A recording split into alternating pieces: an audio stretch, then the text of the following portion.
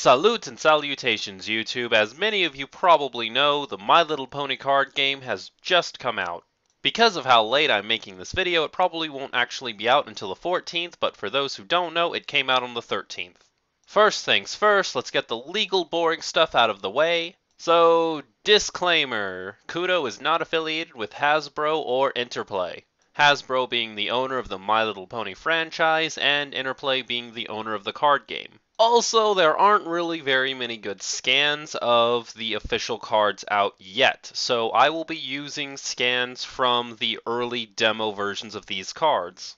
Since then, the game has gotten a major overhaul, a lot of the card effects are different, and they also look very different as well. I've been following this card game for a very long time because I saw some early gameplay demo of it after Gen Con, and I have to admit it looked like a really solid, fun to play game. I've played just about any card game you can think of based on a TV show, and this was by far one of the most interesting to watch. I will play literally any card game as long as it has good mechanics and is pretty fun to play, so I went ahead and put a pre-order in for both of the theme decks as soon as they became available. Speaking of which, fun fact, if you pre-ordered the decks early enough, you actually got them a day early. So I've been playing around with the card game for a couple of days, wanted to get into the swing of it. I didn't want to make a video on it until I had enough time to get a few actual matches in, and now I'm ready. First thing I'll do is go over a few of the cards, explain exactly what the different card types are, that way my explanation of the game mechanics will be a little bit smoother. You begin the game with one card called a main character card. Main, get it, because horses and stuff. Anyway, this will probably be one of the main 6 characters from the show, unless they come out with more characters you can play as. This isn't exactly Vanguard or anything, this isn't really a representation of you, it's just one character you're guaranteed to have. Each main character also represents some kind of color, a color you will probably be playing with. For example, Rainbow Dash is blue. There's also white, purple, orange, yellow, and pink. If you'll notice in the top right, there's a number and a color. That's how much power this card has and what color it can give its power towards. I'll get more into what the colors mean later, but for right now, pay attention to its power. This card has a power of 1. This is an interesting little mechanic because it dictates not only what cards you can play, but how good the card is in an actual fight and how good it is at scoring you points, which you need to win the game. Its effect text also says you can flip it when you fulfill some kind of condition. Main characters in My Little Pony can level up and turn into a stronger version of themselves. So let's say you fulfill Dash's condition and boom. This is also an interesting mechanic because it means you can build a deck around fulfilling your main character's condition, and it makes the decks a little more varied. You do want your deck to be pretty powerful and score you a lot of points, but you also want a deck that can flip your main character as quickly as possible because you get an obvious power boost when that happens. It's not just power either. All of the main 6 have some kind of really awesome effect that makes your gameplay go a lot quicker.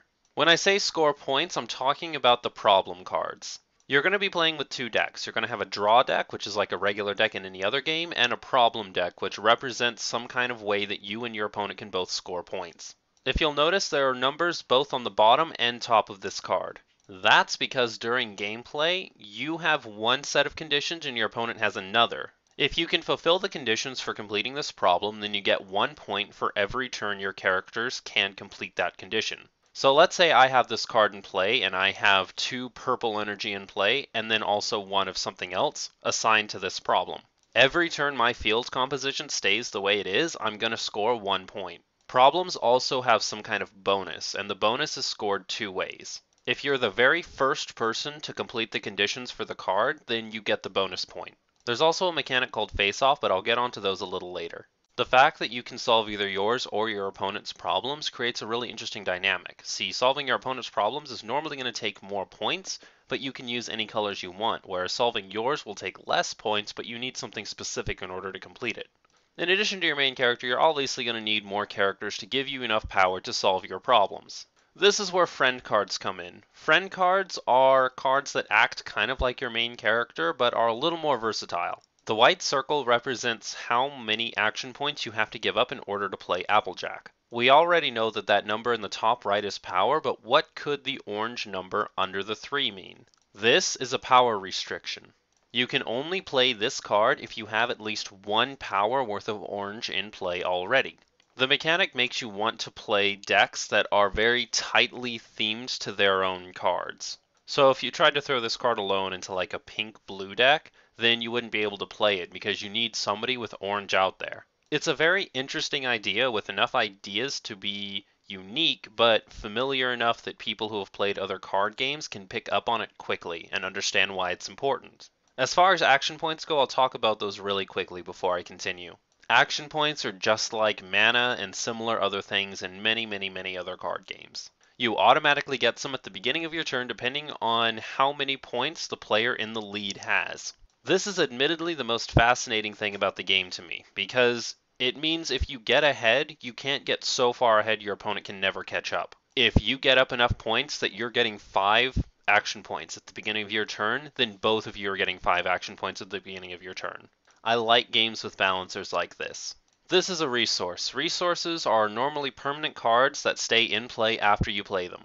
It will very conveniently tell you right on the card where you can play them at and how long they stay. As you can see, it's got an action point cost, it's got its own power, which I'll talk about later, and it also has a color restriction. There are also events, which are kind of like resources in that they do something sort of outside of just giving you power, but they only last one time. Same power, same action point cost, same color restriction, but once they happen, they're discarded. Lastly, I'll talk about villains and troublemakers. Troublemakers are meant to make it very hard for your opponent to score any kind of points. These also have their own set of rules, but pretty much what you need to know is if you place them down, your opponent has to deal with them before they can solve any problems and get any more points. If they can do it, they get a small points boost, but if they can't do it, then they have to stall out and wait until they can actually defeat it before continuing on their gameplay. Villains are kind of the same as troublemakers. The only difference is both you and your opponent can choose to fight them, and neither of you can solve problems until it's done. You may be asking yourself why you would ever want to put down a card that makes it so you can't score points either, but remember, if you defeat them, you get some kind of effect, and you also get a huge point boost. I'll be interested to see what they do with this a little later in the game once the game's been out for maybe a year or so. So flow of the game goes like this. You start and you have a main character. You choose who's going first. You both get to draw a hand of 6, and if you're not happy with your hand, you get one chance to redraw your entire hand. If you're going first, you don't draw a card, but you still get your action points as per usual. At the beginning of the game, you start off getting 2 action points per turn. So, you play any cards you can in your hand that cost 2 action points, or you do anything else that says you can do on your turn point card. Normally what you're trying to do at the beginning of the game is play cheaper friends for your problems to try to solve them as quickly as possible. As the game goes on, you'll start playing more expensive and more expensive and more expensive ponies. Essentially what you're trying to do is make sure you have enough resources to continuously solve problems and keep getting points, but there is another mechanic in play too called face-off. Face-offs are kind of like little harmless battles that you and your opponent have when you're both solving the same problem. You add up the power of all of your characters, your opponent adds up the power of all of their characters, you both trigger the top card of your deck and add that power to your total. Whoever's higher gets to score the bonus point reward again, and all of the characters used in this little battle go back to your home square. The other thing that really drew me about this card game was the fact that all of your ponies go home after a face-off. The home is very interesting because at any point you can pay 2 action points to move one character from home onto one of your problems. That means after you play a card, no matter how much it costed or how difficult it was to play at first, you always have the option of bringing it up again by paying 2 action points. One thing that's in the official cards that weren't in the Gencon cards is a home limit that main characters have.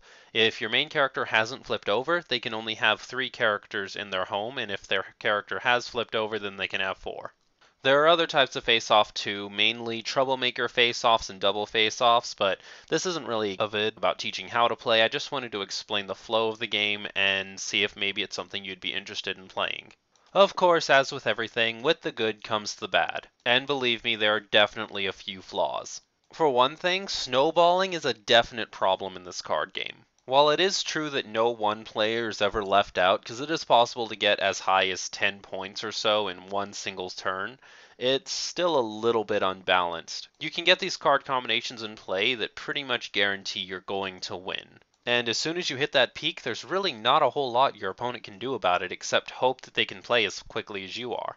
Also, the cards seem to be pretty balanced, with the exception of white. I would say that while it's not by a huge margin, white is a little bit more powerful than the other colors right now. They play as quickly as the other colors do, and they've also got this weird hat thing. This is to gameplay balance as a metal bat is to a kneecap. It's a little bit too easy to pull off its conditions. It doesn't cost very much, and if you're playing a white deck, you're obviously going to have 2 power worth of white in play. And as long as your rarity is flipped, which is really easy to do by the way, then you have one character that can immediately solve any problem at any time. There is kind of a balancer in the sense that when you do solve the problem, if your opponent is also solving the same problem, you're probably not going to win a showdown, but you're still pretty much guaranteed to get the bonus points every single time they pop up. I think this might have been a little bit more balanced if maybe it reduced the cost of what you needed to solve it and didn't just flat out make it 1, because every single character is going to have a power of at least 1. Other than this little gripe though, the cards seem to be pretty balanced right now, and you can play whatever your favorite character is without feeling like you're at too much of a disadvantage. Lastly, Troublemakers are just a little bit too good right now. If you can get a Troublemaker in your opening hand, there is very, very little your opponent can do about it. Since Troublemakers only cost 1 to put into play, I think they're a little bit overpowered. There is really nothing your opponent can do once you get a Troublemaker on the field, especially if you do it early enough. I think maybe if there were a way they could balance it where the Troublemaker gets put in play a little bit later in the game and not on like the very first couple of turns, they would be a little bit more balanced. Maybe if they added some kind of mechanic where like you could only flip the Troublemaker face up if its power is equal to or lower than the higher player's point score. That could be a dumb idea. I'm just spitballing ideas here. I'm just giving you guys my impressions of the game. I think Troublemakers are a little bit too powerful for how much they cost. That's enough complaining. Let's get on to the real question, the thing everybody came here to see. Should you be getting into the My Little Pony card game? I'm going to give it a pretty stunning yes. The game is very simple to get into, it's a lot of fun, there's a lot of variety in the cards and deck ideas, and because of the subject matter, I think this game is going to get very, very big. You are going to be able to find people to play with. Enterplay has an amazing idea for a card game here, and the source material just makes it all the better. I believe this is very worth the investment. I paid about $11 per theme deck, and I think that's fair. If you can find them somewhere for somewhere between like 10 and 15-ish dollars, then definitely don't hesitate to pick one up. If you're just getting into it for the competitive aspect, then I would recommend picking up the Rarity Rainbow Dash deck first. That stupid hat has a really huge advantage over the other deck right now, and the white cards are generally just really good. Obviously, if you can, pick both decks up and start doing some mixing. I'm thinking that white-orange is going to be the huge metagame right now, but the game's only been out for 1 day, so we'll see what happens. You may be wondering if you should bother picking this game up if you're not a My Little Pony fan.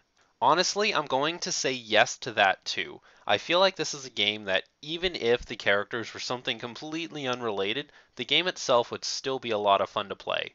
Also, from what I've seen, the effects don't 100% match the cards very well, so, you're not missing out on a whole bunch if you don't know anything about My Little Pony. And like I said before, there are probably going to be a very, very high number of players, so just get yourself a deck, just in case you find people who play. The next question is, what is the future of the MLP card game for my channel? That is completely reliant on you guys. Honestly, I don't know how big this card game's going to get, I don't know how popular it's going to be, and how much people are going to be searching it on YouTube. If this video gets a pretty neat response, then I'll go ahead and throw up a tutorial video, maybe a couple of deck reviews, and I'll continue making videos based on this card game for my channel for you guys. If this is something you actively want to see me do, then leave it in the comment section below so I know how big of a fan base this is going to get. You can also comment with anything else your little heart desires. If you enjoyed this video, then please leave me a like. Those things really help us out. Lastly, if you haven't done it already, then subscribe to stay up to date on the latest Kudou news, including news on the My Little Pony card game. Don't forget, if you want to see more of this, you gotta say something. Until then, catch you later, YouTube.